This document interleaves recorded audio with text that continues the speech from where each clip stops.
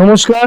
যাদের চন্দ্র ডাউন, জানবেন চন্দ্র রাহু যুক্ত, চন্দ্র শনি যুক্ত, তাদের মনের অবস্থা কখনো ভালো থাকে না। তারা সবসময় ডিপ্রেশন এবং ভয়ে ভয়ে থাকে। আমার কাছে প্রচুর লোকেরা আসে, কিন্তু তাদের একটা টিপস দিয়ে দিচ্ছি।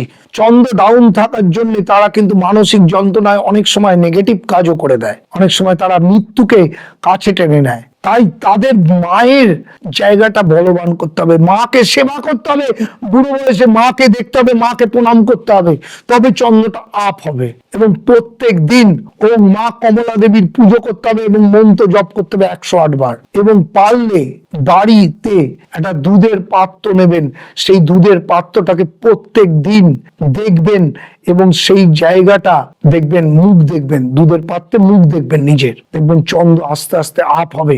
এবং প্রত্যেক দিন মেডিটেশন করার চেষ্টা করবেন, দেখবেন আপনার চন্দ্র রাহু গ্রহণ দোষ আস্তে আস্তে পজিটিভ জায়গায় চলে যাবেন। এইটা টিপসটাকে মাথায় রেখে করুন।